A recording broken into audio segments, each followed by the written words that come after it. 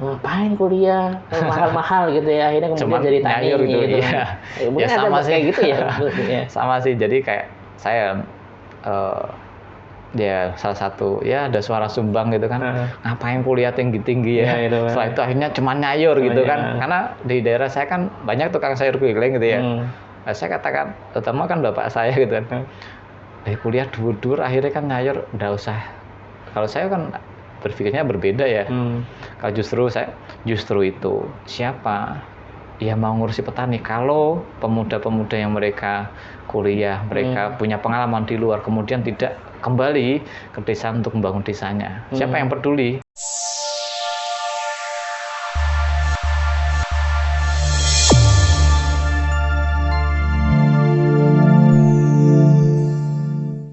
Assalamualaikum warahmatullahi wabarakatuh. Waalaikumsalam. Selamat datang kembali ya di podcast Las Jateng episode yang keempat.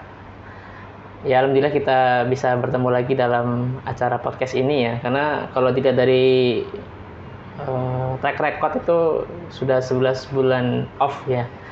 Jadi ini kita coba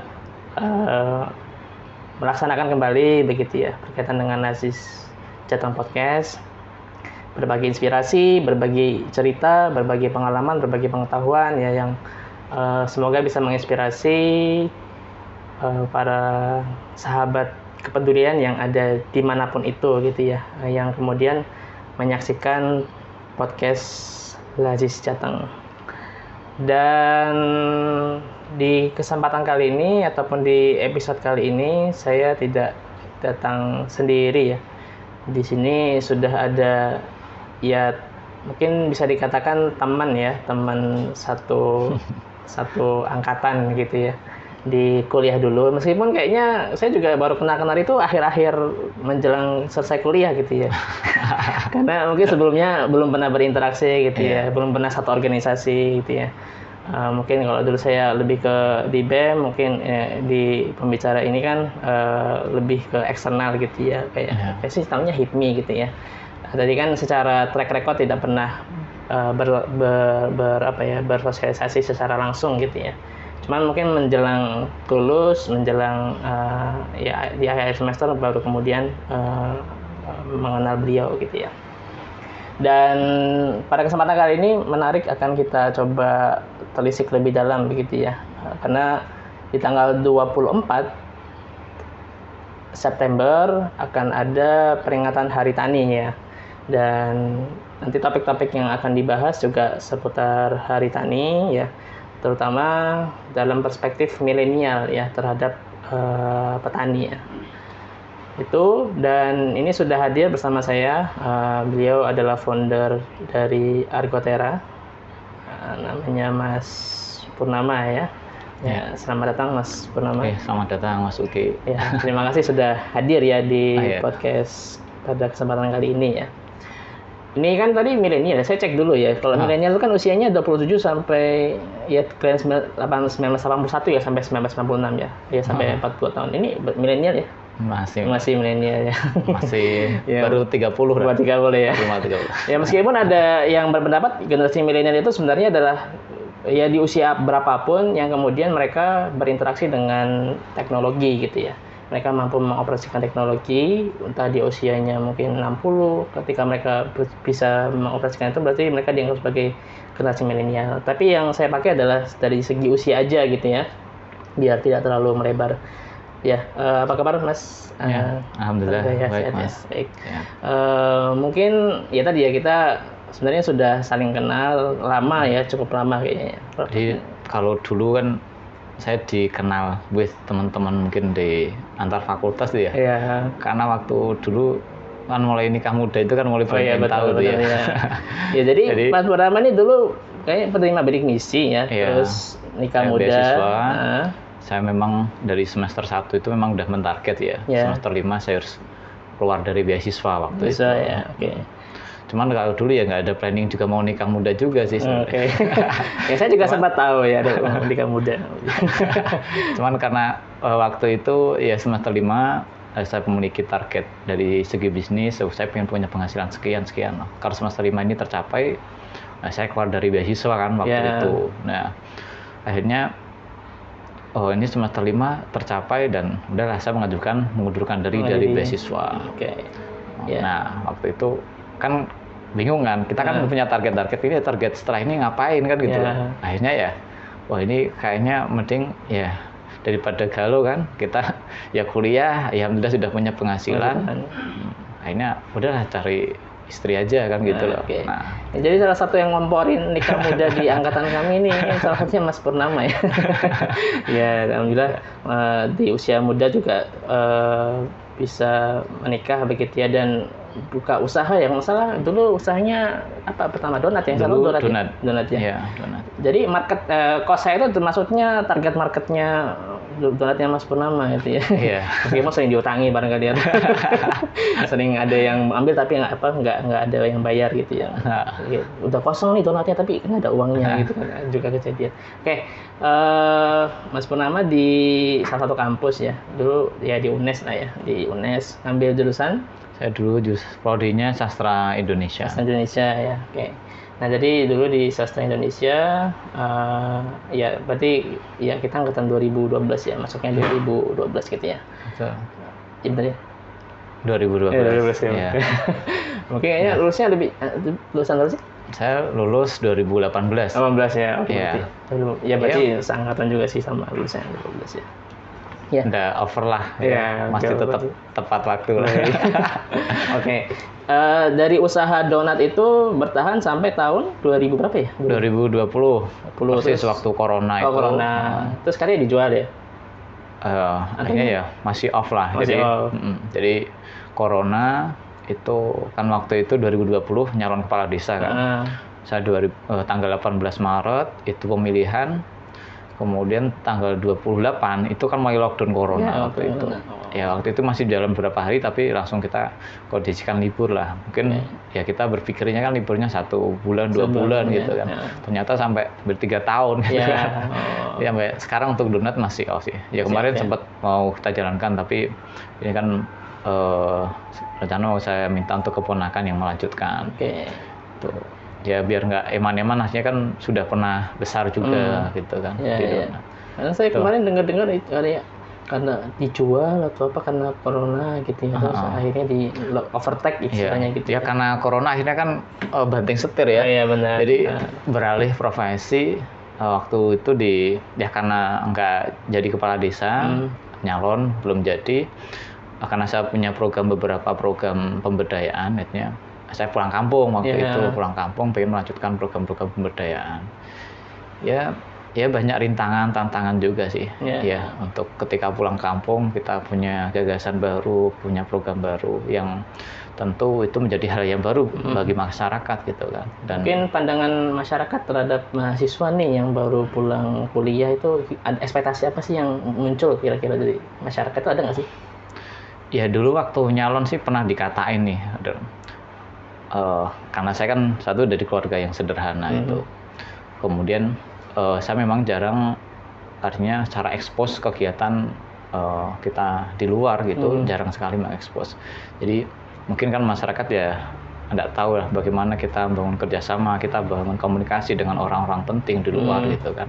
Sehingga dari pengalaman, dari penempaan di luar itu kan kita punya beberapa pandangan bagaimana agar di desa ini bisa maju gitu kan. Dan ketika ide itu dibawa ke desa, nah ini kan otomatis akan berbeda kan dengan tradisi yang sudah ada di masyarakat.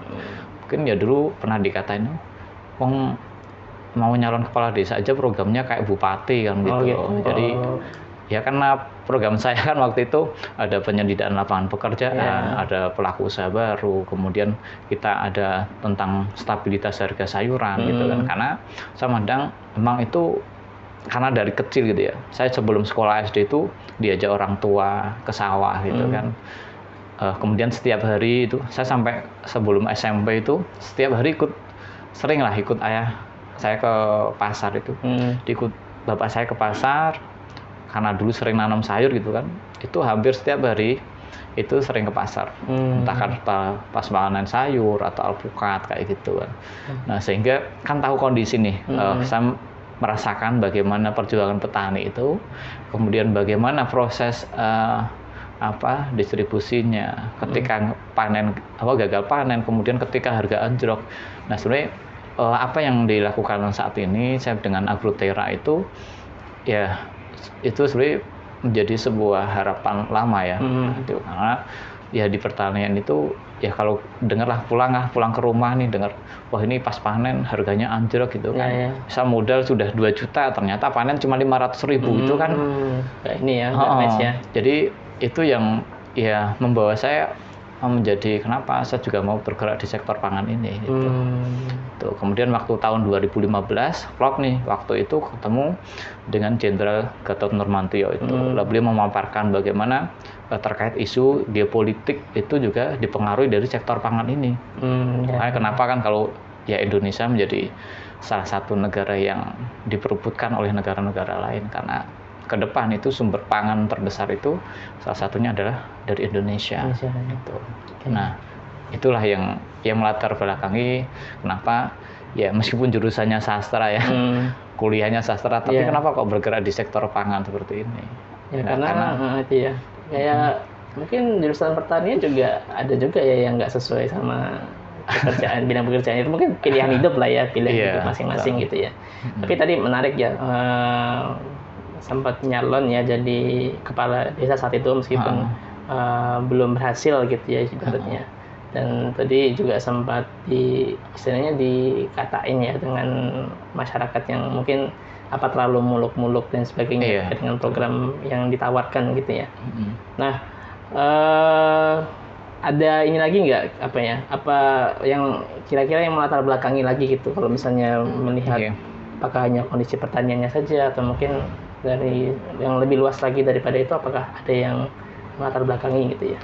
Ya, jadi saya untuk Agroterra ini kan untuk yang kedua kali ya saya membangun sebuah tim karena begitu beralih saya pulang kampung waktu itu melanjutkan program, ada beberapa program yang juga gagal juga, yang itu juga tidak sedikit juga nilainya ya.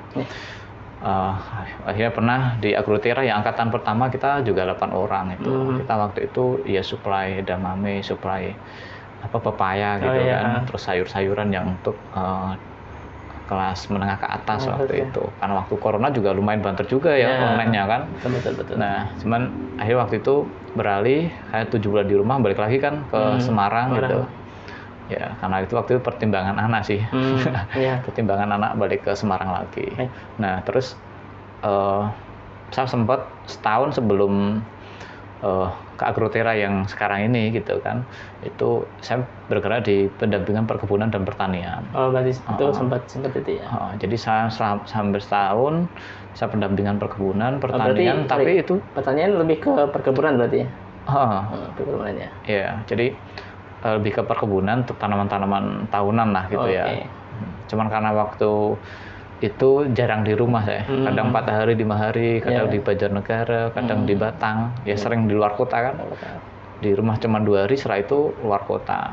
Akhirnya ya karena merasa ya itu kan tetap masih di sektor pangan ya. Cuman karena merasa wah ini jarang ya ketemu anak istri gitu kan. Akhirnya ya setahun yang lalu itu ya saya berpikir wah ini harus ganti lagi nih profesi gitu kan. Jadi setelah donat 8 tahun stabil, kemudian harus berganti lagi banting setir gitu kan. Nah waktu itu saya silaturahim ke salah satu reseller donat saya gitu, di Polines, dekat Polines itu samain. Ternyata di situ ada mie ayam bakso namanya mie ayam Jakarta Bang Mail gitu kan. Nah itu kan pelanggan pertama saya itu.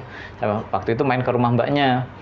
Nah, saya main ke situ, tanya ini udah waktu asar lah waktu itu.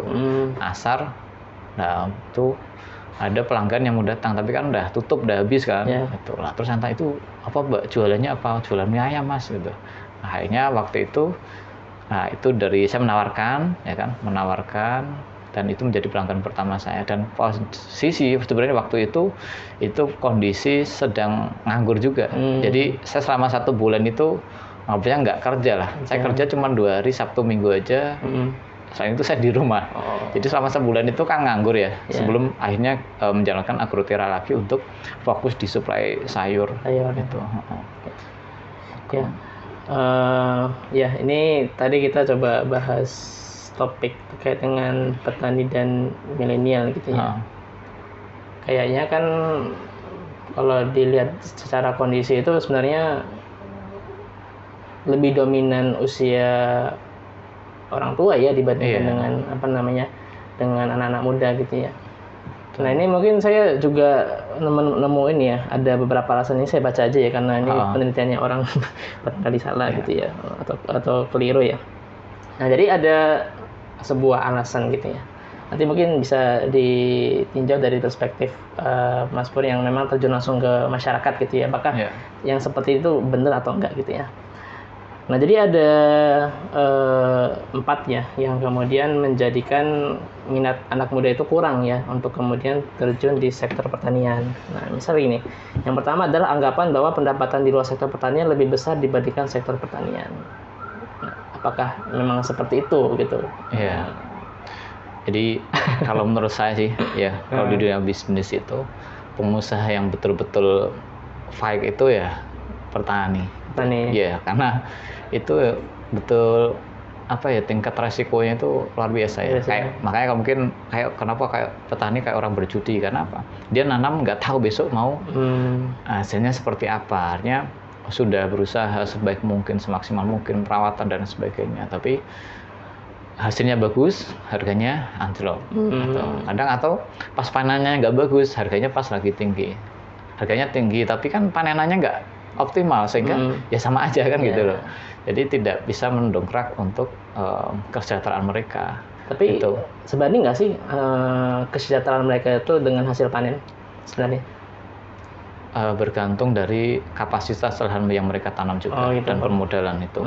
Nah, rata-rata kalau di petani kita itu kan masih tanggung ya. Jadi kalau mau petani katakanlah mau sejahtera gitu, itu minimal harus punya lahan, hitungannya harus 2 hektar itu minimal. Artinya mereka bisa punya saving lebihan untuk kebutuhan sampai pendidikan anaknya yang lebih layak dan sebagainya itu. Nah, rata-rata di petani kita itu kan punya lahan 2000 meter aja, itu udah lumayan gitu loh. Nah, itu jadi kalau pengen sejahtera ya minimal 2 hektar, tapi kan rata-rata nggak nyampe segitu. Nah, terus tadi kalau banyak yang tidak minat gitu kan di bidang petani itu, jadi benar sekali ya. Jadi karena memang tidak ada kepastian kesejahteraan inilah yang membuat teman-teman itu ya lebih baik milih kerja di pabrik, kerja luar kota lah gitu. Yang itu mereka ada jaminan gajian bulanan gitu kan. Dengan petani kan nggak ada jaminan. Ya kalau pas untung ya lumayan gitu kan. Kalau pas buntung ya lumayan juga tomboknya gitu kan. Ya, dulu sempat viral itu ya, kayak ternyata pas dijual itu nggak laku karena apa gitu kan, akhirnya dibuang atau dibakar, kasihkan hewan ternak, kadang kayak gitu. Sampai saya waktu mau 3 hari mau lebaran pertama corona itu ya, itu saya bantu petani hampir 3 hari itu 2000 ikat sawi itu. Karena ada petani waktu itu saya belum ke situ gitu kan, cuman saya udah di kampung itu Ramadan pertama corona itu, tapi saya masih di program pemberdayaan yang lain, belum ke situ. Tapi karena petani mengeluh, wah ini panen nih, terus banyak petani yang akhirnya mau dikasihkan hewan ternak dan sebagainya. Udahlah, panenkan saja, saya beli. Waktu itu karena harga di pasaran itu cuman Rp500. Rp500. Akhirnya udahlah saya beli harga 1.000, akhirnya saya distribusikan waktu itu di Semarang sama di Kendal. Itu 3 hari bisa 2.000 ikat waktu itu. Dan ya alhamdulillah banyak petani-petani yang terbantu. Akhirnya kan hasil panennya 1.000 itu udah lumayan kalau untuk sayur sawi gitu kan, dibandingkan Rp500 gitu kan. Itu lumayan jadi uang kan, dibandingkan dikasihkan hewan ternak. Itu. Nah, itulah alasannya juga banyak yang akhirnya nggak bergerak di sektor ini. Nah, kalau saya berbeda, kalau pandangan saya berarti ini menjadi sebuah permasalahan sebenarnya gitu kan. Tapi kan banyak yang nggak bergerak nih di sini. Nah, akhirnya kalau menurut saya menangkap peluang ini, jadi nyambung kan dari apa yang disampaikan dengan Pak Gatot Nurmantio. Kita ke depan ada sektor pangan yang diperbutkan, maka saya melihat peluang ini, ya saya akhirnya bergerak di sektor pangan ini. Nah, itu terus sebenarnya untuk di sini kenapa juga banyak yang tidak itu, karena satu tidak ada kepastian kesejahteraan, kemudian sistemnya tidak mendukung ke situ. Sistem dan kebijakan yang dibuat oleh pemerintah itu ya tidak serius itu konsen benar-benar bagaimana bisa mensejahterakan petani. Jadi waktu tahun 2014 saya waktu diminta ngisi seminar di UTM ya, Universitas Trunojoyo Madura. Saya naik kereta kan, dari Semarang ke Surabaya naik kereta. Saya melihat lahan pertanian itu ya miris gitu kan. Ini lahan kosong kayak gini, cuman nganggur aja itu. Jadi kalau pemerintah serius itu kan sebenarnya bisa membangun gitu kan. Kebutuhan malah mengimpor ya. Iya, jadi malah mengimpor kan. Jadi kebutuhan yang itu jutaan ton gitu kan, yang diimpor itu seharusnya kalau itu dikelola gitu kan, itu kan ya benar mengurangi impor lah. Misal 1 juta, impornya 100 ton, 200 ribu ton kan masih mending. Yang 800 bisa dikelola oleh di negara sendiri. Nah, jadi kayak banyak lahan-lahan yang nganggur itu kalau memang misal di musim kekeringan kan ada sungai yang bisa diakses dengan artinya daripada kos biayanya untuk impor gitu kan, kita kan bisa memberdayakan petani kita gitu kan. Itu kan nggak sedikit, berapa triliun gitu kan. Dan sekarang ya bahkan saya pernah baca data itu sekitar 26% lah, pokoknya antara 25 lebih lah. Itu kita untuk di sektor pangan ini kita masih impor buah-buahan ya. Karena misal contoh kan katakanlah anggur nih, anggur itu impor berapa triliun per tahun ya kan. Kalau itu dikelola, dibagi, bagaimana kita pemberdayaan, oh ini anggur cocoknya di wilayah mana nih, kemudian dibagi di wilayah ini. Petani dari Kementerian Pertanian mengatur gitu kan, bagaimana di wilayah ini bisa produksi anggur dalam 1 tahun sekian ton gitu kan. Nah itu. Tapi ya kalau sudah urusannya mafia impor dan sebagainya susah ya. Nah makanya kan ini yang berperan itu, kalau mau bicara ini yang berperan adalah pemerintah pusat, membuat kebijakan, mengatur regulasinya seperti itu.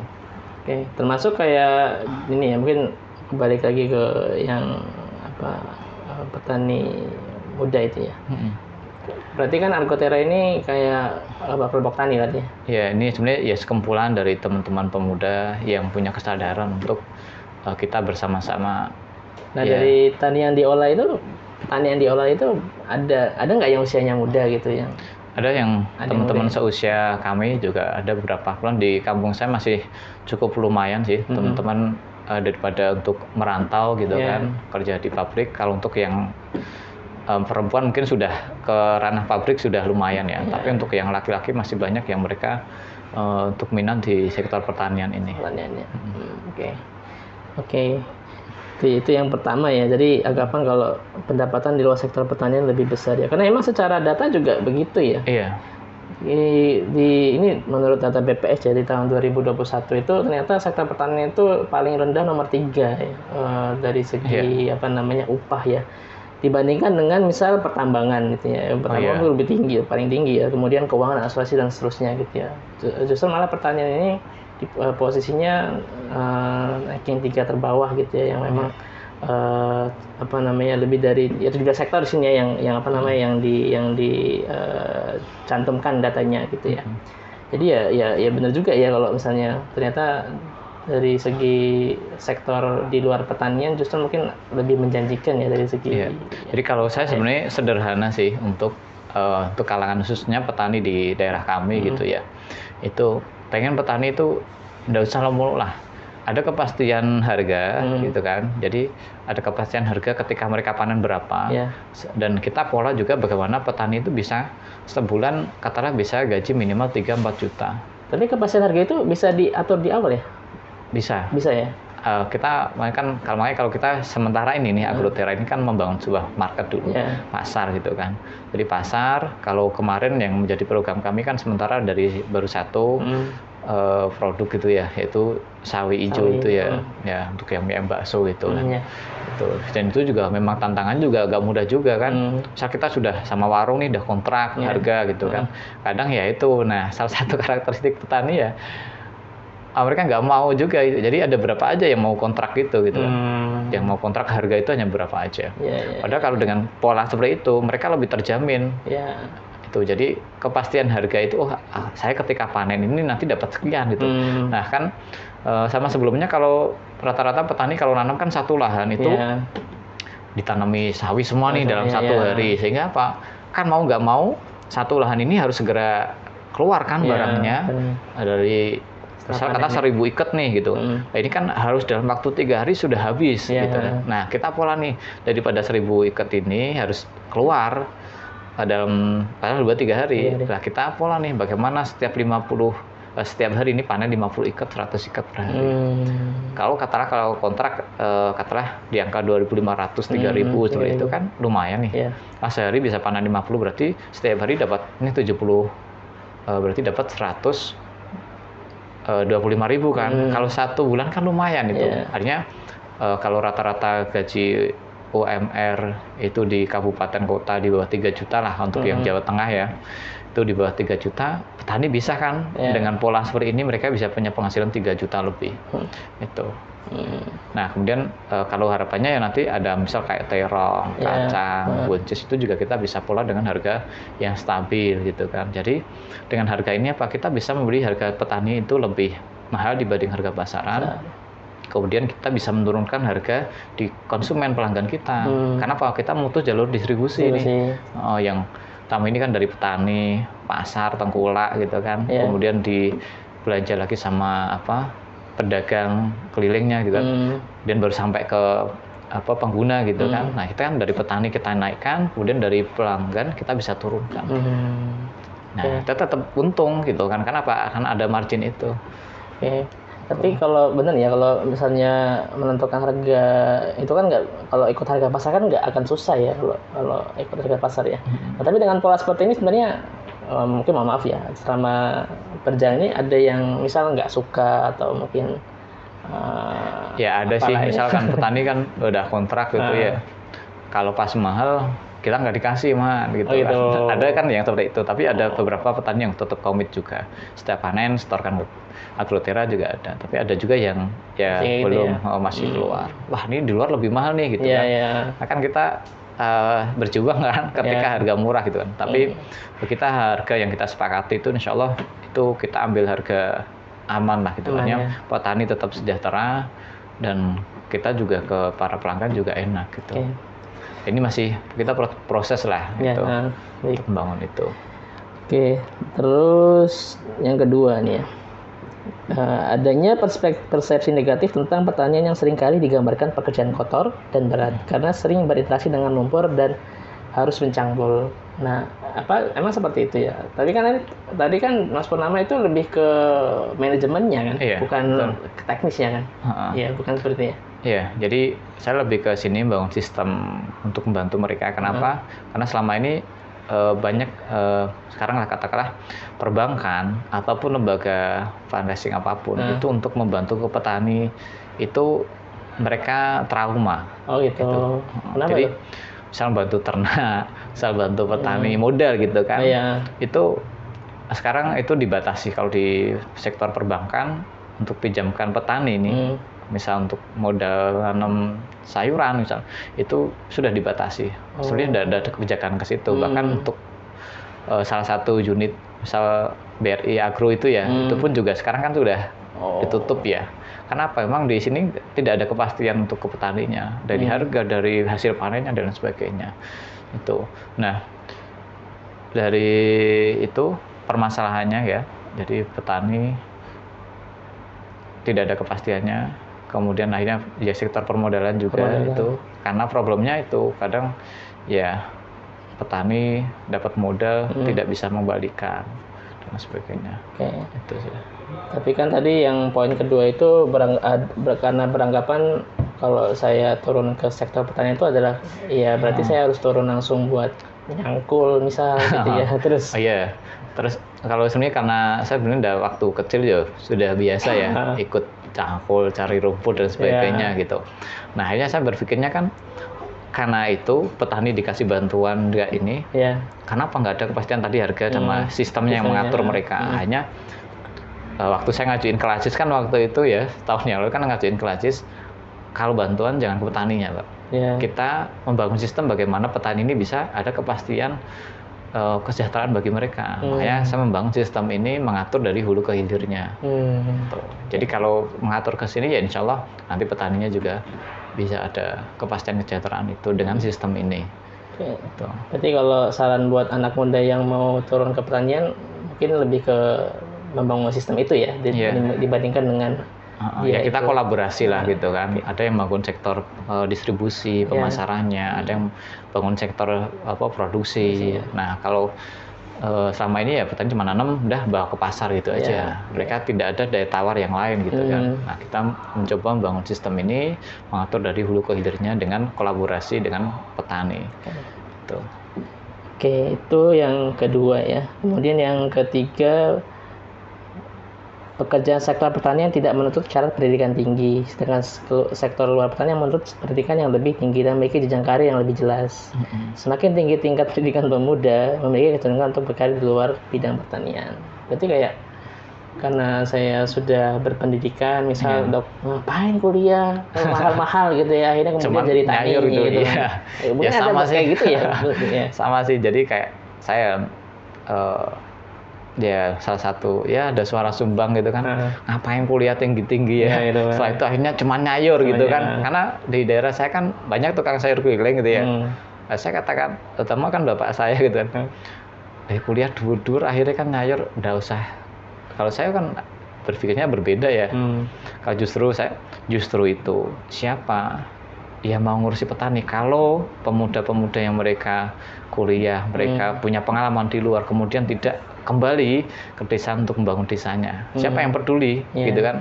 Kenapa? Ya itu mayoritas saya yakin kalau sudah kuliah kan, ada gengsi mungkin gitu kan, pulang kampung ya gengsi, kemudian mau ngapain kan gitu. Kalau saya memang dari dulu saya pikiran memang dari kecil itu, saya waktu di Salatiga juga sama itu kan, berpikir saya belajar nih sistem pemerintahan, di sini seperti apa kotanya, tata kelolanya dan sebagainya. Kemudian saya besok waktu pulang kampung saya bisa bawa apa ke desa saya. Saya berpikirnya memang dulu seperti itu. Sama juga di pertanian ini juga gitu.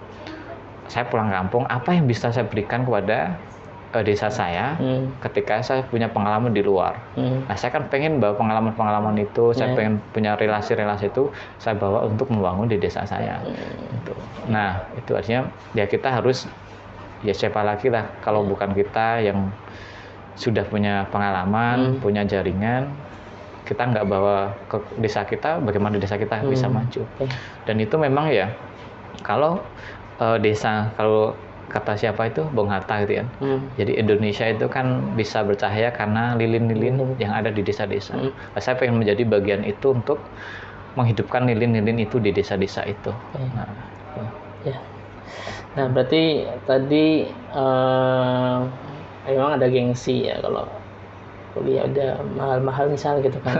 Ngapain mahal-mahal kemudian petani gitu kan. Nah, ini juga jadi saya katakan nih waktu itu sama bapak saya kan, ya waktu ngobrol-ngobrol gitu, depan rumah itu juga jualan sayur gitu. Nah, saya sampaikan bedanya itu kan, beliau tidak bersistem, saya bersistem. Saya sama-sama jualan sayur, kalau yang lainnya adalah mereka kulaan, keliling ya, berdagang gitu. Kalau saya adalah karena sektornya ke bisnis, agrobisnis, yaitu bagaimana kita membuat sebuah sistem ini kita tidak berjalan sendiri, kita bisa merekrut orang lain. Kalau yang berdagang kan ya kulaan sendiri, dijual sendiri, keuntungan digunakan sendiri kan gitu loh. Kalau di sini kan dan kenapa saya juga menggandeng Lazis gitu kan. Pilihannya ya kalau orang umum, ngapain kamu bisnis ya kan, ngajak orang lain, sedangkan itu seharusnya keuntungan bisa kamu nikmati sendiri. Nah, karena memang jiwa pemberdayaan itu ya dari dulu ya itu tertanam gitu kan.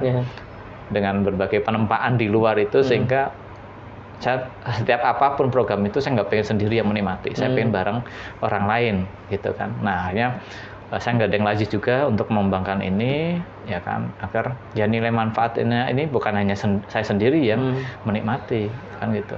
Jadi bisa banyak pihak yang bisa ikut terlibat di ini di Agrotera khususnya. Kalau di Agrotera sendiri itu yang sempat mengenyam bangku kuliah itu ada berapa orang? Ada 3 orang. 3 orang ya? 3 orang. Pas pertama ya? Iya. Jadi untuk yang tim intinya kita sekarang ada 4 orang. 4 orang. Kemarin waktu awal kita merintis 3 orang dan itu juga sarjana semua juga. Ya, jadi ya sopone sing meh ngopeni kan. Saya waktu itu ya Nah, bukan kita, ya siapa yang membangun desa kita itu. Alhamdulillah punya tim yang alhamdulillah juga tapi solid. Ada yang dari jurusan sarjana pertanian nggak? Dari nggak ada. Kan ya kalau yang Mas Fauzan itu ya memang sebelumnya juga sudah produksi pupuk organik juga ya.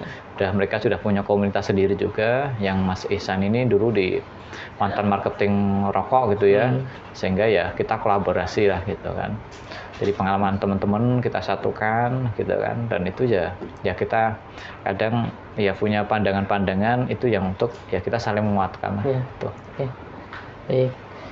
Terus yang terakhir ya, mengandung resiko tinggi seperti gagal panen akibat bencana alam, fluktuasi harga dan ketidakpastian lainnya.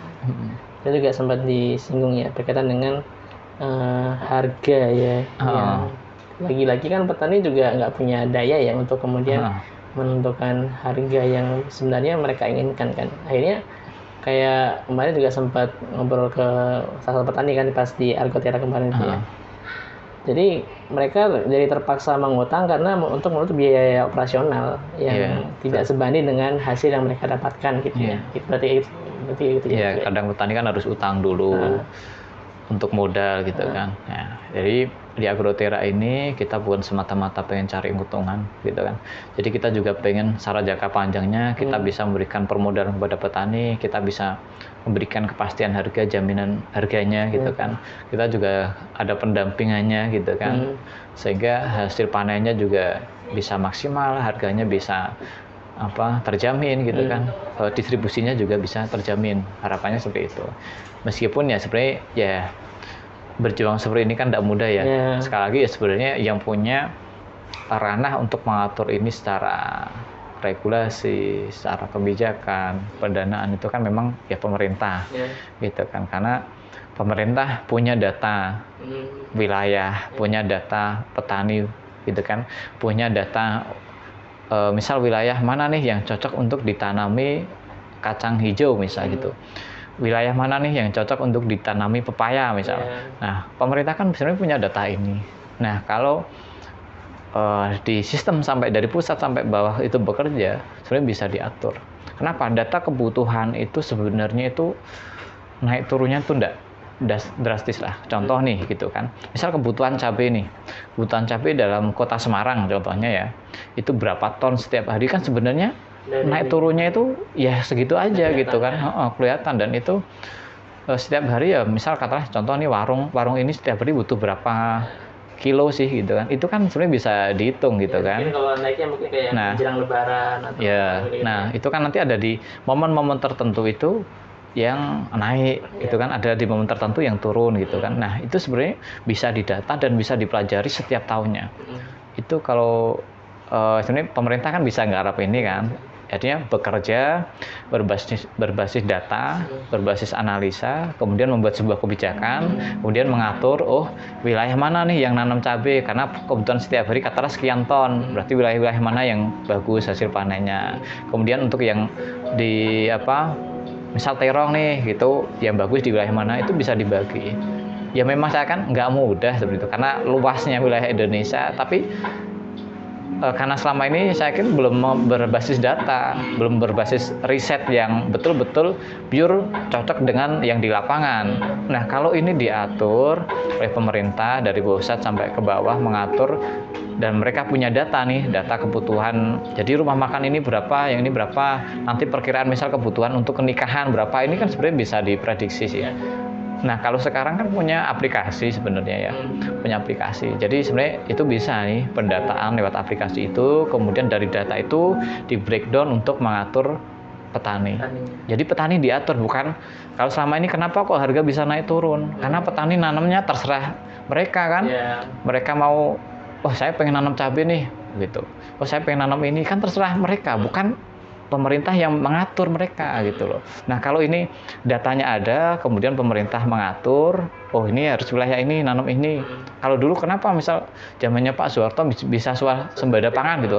Karena kalau dulu kepala desa, lurah itu kan ngatur, sekarang waktunya nanam jagung, sekarang waktunya nanam padi. Nah, sekarang kan nggak seperti itu, terserah petani. Jadi itu mulai tahun mungkin 2000-an lah ya. Memang setelah reformasi kan itu dari segi iklimnya berubah, dari segi petani di daerah saya pun berubah. Kalau dulu, ini lagi musim panen padi semua, lagi musim panen jagung semua gitu. Tapi mulai memang setelah tahun 2000-an itu ya mulai berubah. Perubahan iklim juga nggak menentu ya? Iya, perubahan iklim nggak menentu. Tuh. Jadi ya kalau memang pakai greenhouse mahal modalnya ya itu monggo lah, nanti kebijakan pemerintah kan itu nanti urusan pemerintah. Tapi sebenarnya ini sektor ini bisa diatur. Kalau kita pengen ya petani kita itu ada kepastian kesejahteraan, ya mau nggak mau pemerintah bukan hanya sekedar program nanti ngasih bantuan modal atau ngasih alat aja, tapi harus memang dari kebijakan itu diatur. Kalau petani diatur, kamu nanamnya ini gitu kan, nanti siapa yang akan menampung. Nah, kan selama ini belum ada kan BUMN yang mengatur ini. Kan adanya cuma Kementerian Pertanian, ya kan. Tapi yang Kementerian BUMN yang mengatur nih. Ini suplai biji ya yang. Iya, suplai biji, benih aja juga ya itu cuma seremonial. Bagi saya sih menurutnya cuma seremonial aja sih. Tapi saya jadi berkesimpulan gini ya Mas Purnama. Apa karena mungkin ini juga kata banyak orang juga ya. Itu juga saya juga sempat mengutip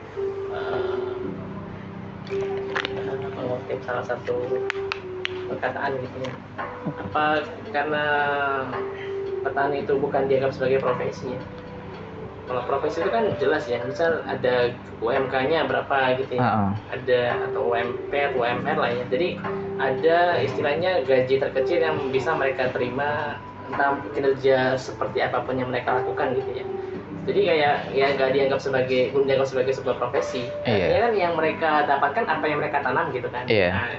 Berarti kayak gitu juga tuh. Ya. Jadi ya secara profesionalitas lah. Sama ini ya kan masih pakai cara tradisional gitu kan. Artinya ya kalau serius ya memang kebijakan itu bagaimana meningkatkan kualitas dari petani ini. Bukan hanya ya terserah kamu nanam lah. Kamu terserah nanam sendiri, nanam apa, panen ponda itu terserah urusanmu kan gitu loh. Kalau selama ini kan kita melihatnya seolahnya kan seperti itu. Tapi kalau konsen pengen betul-betul serius meningkatkan kesejahteraan petani, kan petani ya dari segi peningkatan SDM-nya, dari manajemennya. Kan petani selama ini kan nggak mikir sih masalah manajemen, nanti modalnya berapa, yang penting saya punya modal tanam aja dan sebagainya. Karena ya memang ya susah juga untuk diperhitungkan sih. Kalau misal nanam cabai nih waktu di musim kemarau seperti ini sama musim penghujan itu kan beda, kosnya lebih tinggi ketika waktu musim penghujan. Makanya kenapa kalau waktu musim penghujan cabai mesti naik gitu kan, karena kosnya memang lebih tinggi. Nah tapi ya itu sistemnya, kebijakannya, kemudian dari pupuknya gitu kan. Nah kan ya ada mafia pupuk lah itu, atau ada bahkan pakai partai politik tertentu juga bermain juga di situ ya. Nah tapi ya jadi kalau memang ya serius ya saya kan juga mengajak pemerintah biar nggak berat kan, artinya kita kan sebagai pemuda kita punya idealisme untuk kita peduli lah dengan petani gitu kan. Tapi kalau disokong dengan kebijakan pemerintah yang mendorong kan kebijakannya dari permodalannya, kemudian petani diatur, dikelola, kemudian bagaimana peningkatan panennya. Ya kalau selama ini ya cuman seremonial. Kenapa saya katakan seremonial? Ya misalnya ada pejabat datang ke sebuah wilayah ngasih bibit aja, atau cuman hasil tani ya kan kayak seolah-olah cuman dokumentasi aja sih ya. Dokumentasi, laporan kegiatan selesai. Dan itu ya saya bukan hanya lihat ini aja, karena ya pernah bersinggungan dengan lembaga publik gitu ya, sehingga uang negara ini banyak sekali yang katakanlah habis cuma untuk seremonial aja. Itu kalau sekarang misalnya presiden datang gitu ya, pejabat datang ke wilayah itu berapa ya biayanya berapa, kan banyak tuh. Daripada itu coba di breakdown di kebijakannya. Yang turun siapa? Yang turun ya biar kan ada tingkat kecamatan penyuluh ya. Nah penyuluh itu yang bergerak gitu kan. Jadi dengan data-data ini penyuluh kerjanya ya kan lebih terukur lah gitu, punya target-target di masing-masing penyuluh tingkat kecamatan ini, punya capaian-capaian apa, bukan hanya ya ngabisin anggaran dan sebagainya. Ya kan sering juga kan ikut misal penyuluh kegiatan ini ini cuma kegiatan kayak gini tuh kan ngabisin uang nih gitu kan. Tapi dampaknya ke petani nggak ada gitu kan. Nah, ya harapannya ya ke depan pemerintah lebih konsen lah untuk ke sini lah. Jadi basis data, basis analisa, riset, kemudian turunkan kebijakan. Nah, baru turun dengan sistem dan sebagainya. Itu. Ya mungkin juga agak kompleks ya. Tapi mungkin ini Mas Purnama sebagai milenial yang kemudian terjun di dunia pertanian ya. Ini saya baca di Renstra Kementerian Pertanian ya, tahun 2020 sampai 2024 ya. Jadi di Renstra itu menyebutkan sebagian besar pertumbuhan ekonomi di Indonesia negara berasal dari sektor pertanian dengan ekspor komoditas hasil pertanian. Nah, kira-kira dengan Renstra seperti itu dari segi Mas Purnama yang sudah terjun ke lapangan, kemudian berinteraksi dengan petani, apakah optimis bisa seperti itu atau justru malah kayaknya ini nggak belum saatnya gitu ya atau seperti apa? Nah, jadi kalau berbicara di sektor pangan ini sebenarnya kita tentu punya daya tawar yang tinggi ya. Dari sektor lahan gitu kan. Kita itu kan cuma punya 2 musim kan, musim hujan sama musim kemarau gitu kan.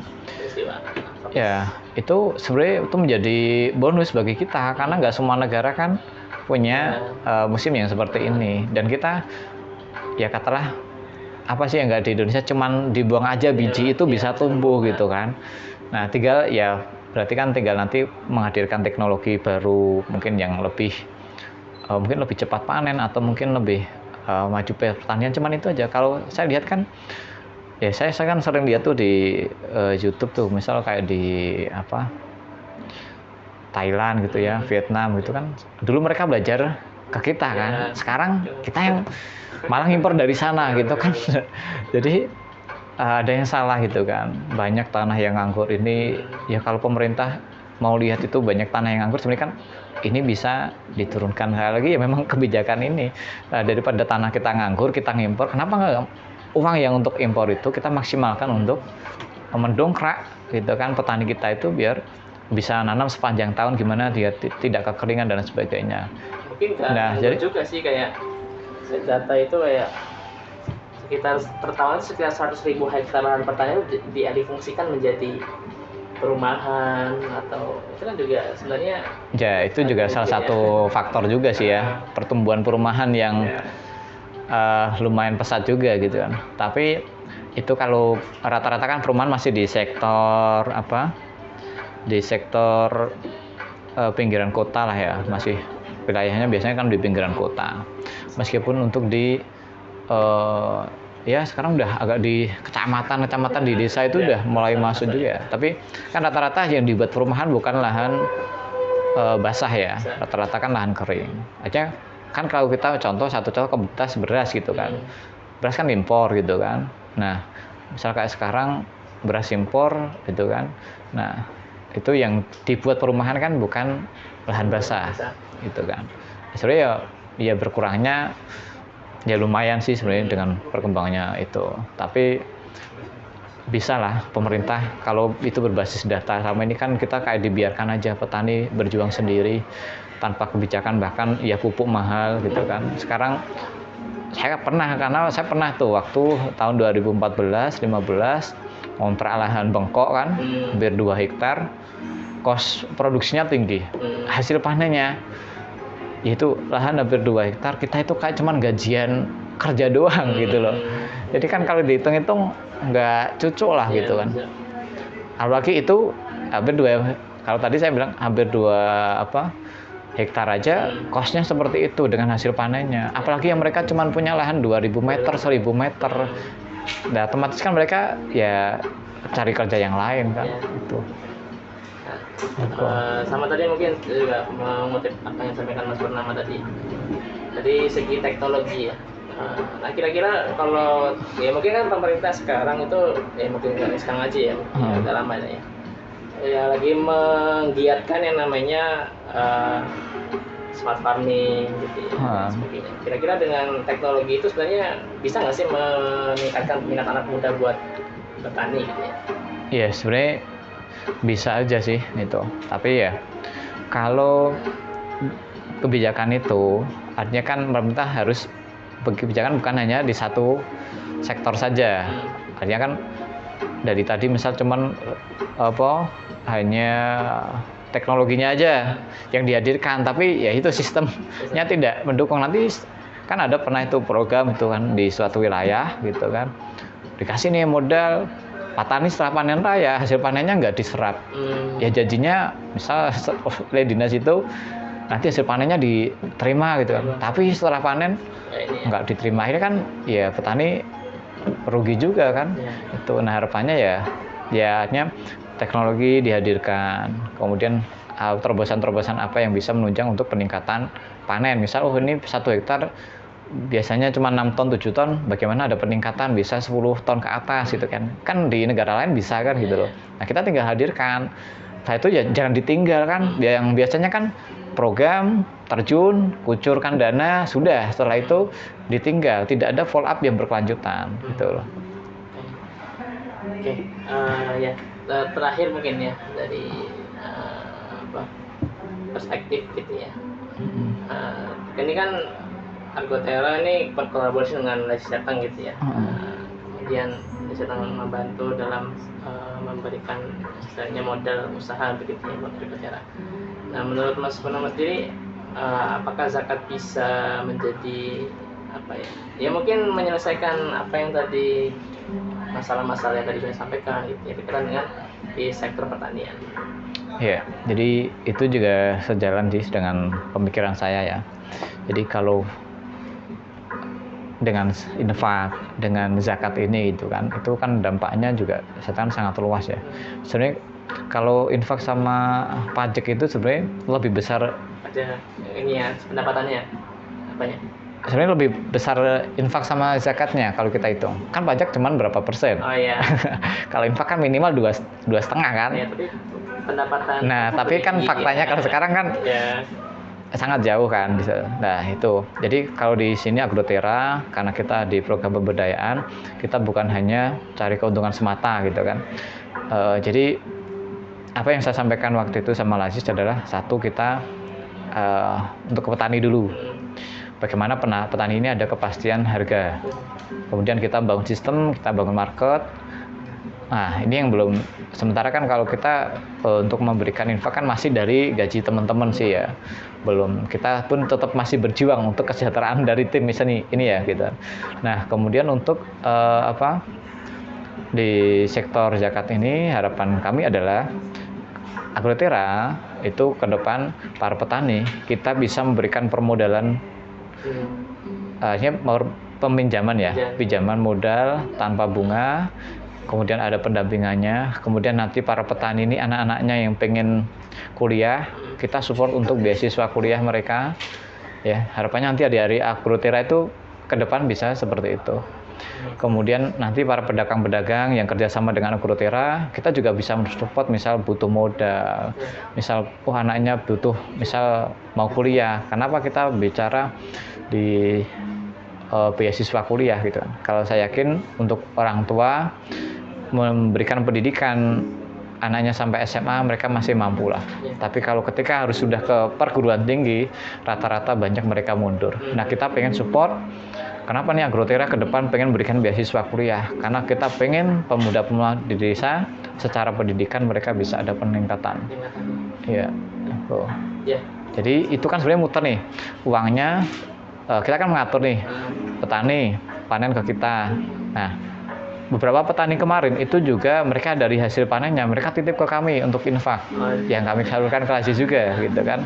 Nah, harapannya apa? Besok Lasis juga balik itu kan mensupport petani gitu kan. Jadi kita saling bersinergi gitu kan. Kemudian pedagang juga sama. Pedagang harapannya nanti beberapa sih sudah saja ngobrol-ngobrol mau enggak ini akhirnya kita kerjasama ini kan bukan hanya secara kita cari untung nih. Nah, dengan menjadi mitranya Agrotera, nanti kalau ada keuntungan jangan lupa nih 2,5%-nya kita salurkan ke Lasis. Besok butuh modal, besok misal butuh MMT, misal pengen anaknya kuliah butuh support, memang mungkin karena keberatan bisa kita support. Nah, itu kita harapannya saling sinergi, kita saling support untuk menguatkan itu. Itu sih. Ya, baik. Itu ya. Luar biasa sekali ya sampaikan oleh Mas Purnama ya berkaitan dengan Agrotera, mimpinya Mas Purnama berkaitan dengan pertanian khususnya gitu ya, bagaimana kesejahteraan petani dan juga anak-anak muda di desa gitu ya, sehingga kemudian bisa hidup lebih layak gitu ya, dengan pendidikan yang tinggi gitu kan, dengan adanya beasiswa tadi ya. Oke, baik, itu terima kasih Mas Purnama sudah ngobrol-ngobrol ya di podcast pada kesempatan kali ini. Dan karena keterbatasan waktu juga, maaf kita juga harus menyudahi ya untuk podcast kali ini. Baik, itu terima kasih Mas Purnama, dan terima kasih juga untuk sahabat Kepedurian semua yang sudah menyaksikan. Semoga menginspirasi sahabat Kepedurian. Dan jangan lupa saksikan episode Lazis Jateng podcast selanjutnya di YouTube Lazis Jateng, dan semoga bisa menginspirasi. Demikian, Assalamualaikum warahmatullahi wabarakatuh. Waalaikumsalam warahmatullahi wabarakatuh.